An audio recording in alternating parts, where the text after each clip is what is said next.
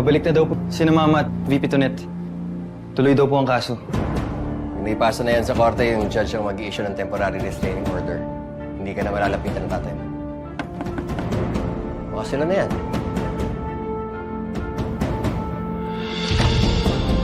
Pa?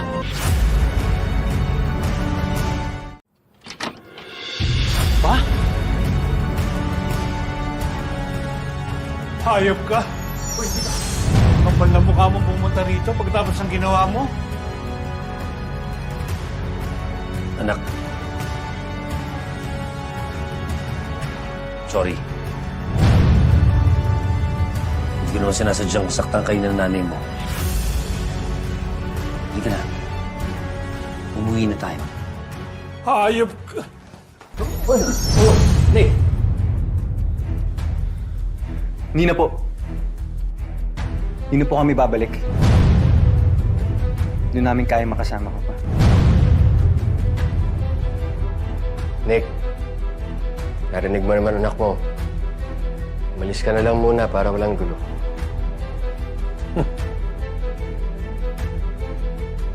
Victor, bumalik ka pala. Para ano? Mangialam? Hindi niyo ako pwedeng pigilan. Mag-ina ko ang kinukuha ko, ha?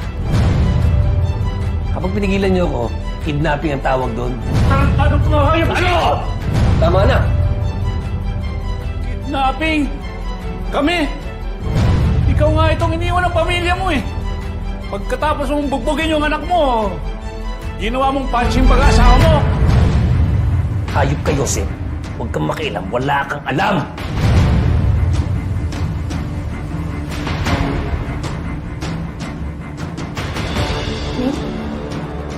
Ma'am.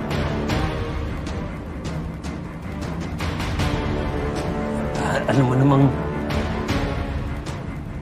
Hindi ko sinasadyang saktan ka eh. Tawarin mo na ako. Alam mong mahal na mahal kita. Hindi ka namuhin tayo. Sana naisip mo yan nung binugbog mo yung anak mo. Ngayon naman, pati ako. Mahal. Gusto mo sa labas na lang tayo mag-usap. Medyo masikip dito.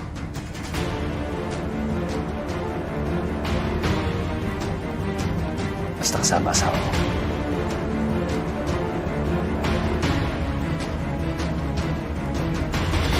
Sasama ko.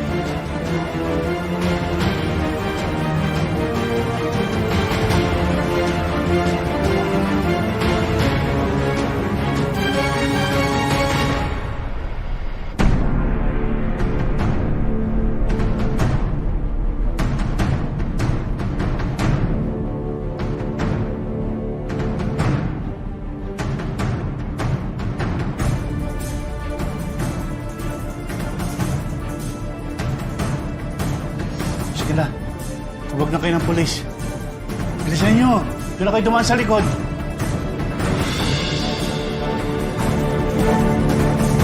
Bakit kasi hindi pa kayo sumama sa akin? Halika na, umuwi na tayo. Please. Naiintindihan kita, Nick. Iniwan ka mag-isa. Pakiramdam mo, naabando ka. Eh, pamilya kayo. Dapat magkakasama kayo, di ba? Kaso sa ngayon kasi, hindi kayo nag-uusap. Hindi kayo nagkakaintindihan.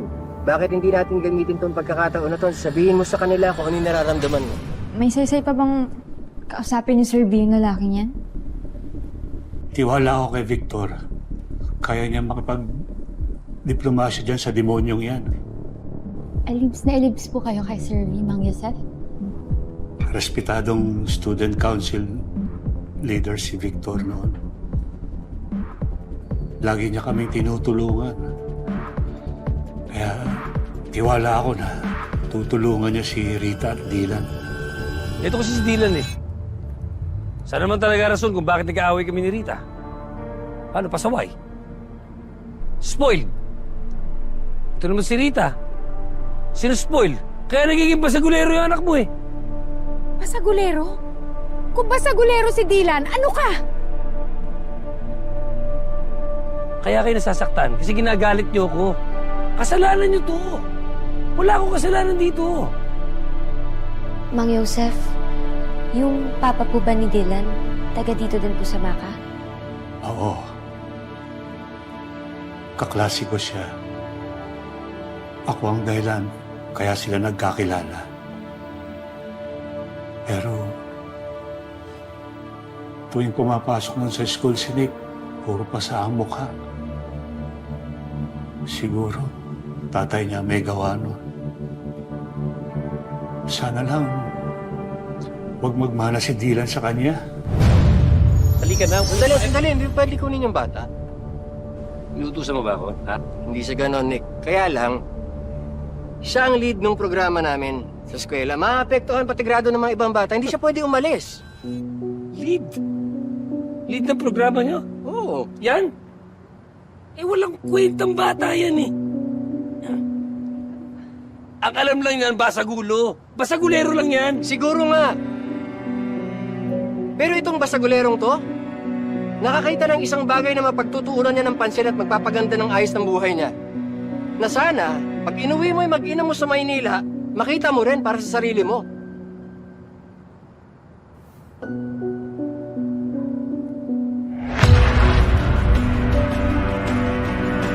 Congrats, anak. Congrats.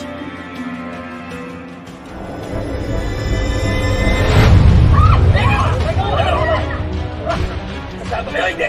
Halika na! Uuwi na tayo! Halika na! Kasama kayo, hindi. Halika na! Bitawan mo! bakit? Oy! Oy! Dito ka!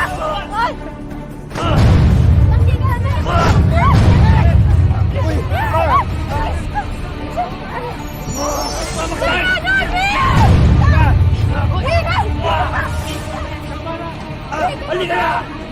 Uuwi na tayo! Tawan mo yung bata! Hindi! Rita! Sige na! Uwi ka! Tawan mo yung bata! Hindi! Ano? Pulis! Pulis! Pulis! Dito tayo tapos! Babalikan ko yung lahat. Daan nyo yan! Babalikan ko!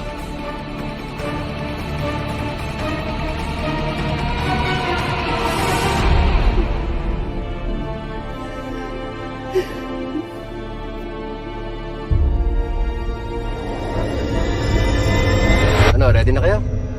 Medyo kinakabahan lang po, sir, kasi alam niyo naman po, first time ko pong kakanta sa ganito karaming audience, diba? Zeph, you have a gift.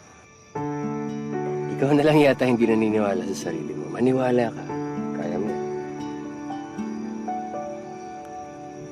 Tama naman si Sir. Maka, kaya natin ang lahat. Basta, Maka, kasama! Kirby, may butas. Kirby, may butas. Kulang pa ng service.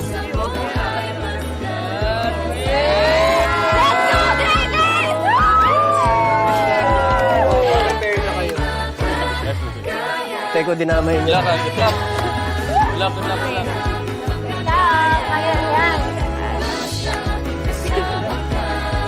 Wait. Time practice.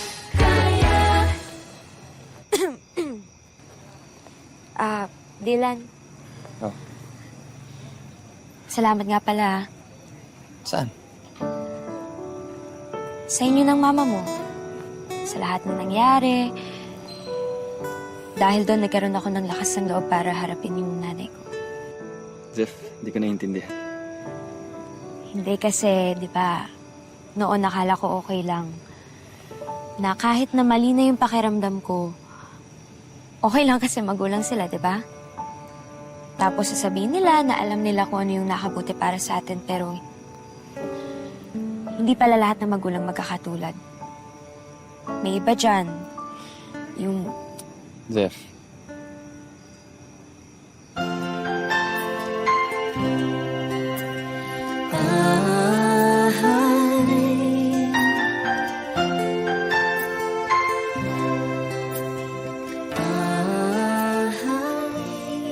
Ngayon alam ko na ang mali ay mali. At hindi ko dapat hayaan na may mangyari sa aking masama. Tsaka alam mo, Dylan, na-realize ko din na yung punot dulo ng lahat ng takot ko ay yung nanay ko. Kaya masaya ako ngayon na kahit pa paano may lakas ako ng loob. Matapang na ako. Kaya ako na silang harapin lahat, di ba? Ako naman yung natatakot, Sef. Saan? Sa sinabi ni Tito Joseph na sinaktan si Papa ni Lolo ko. Alam mo yun, baka kasi Kilala kita, Dylan.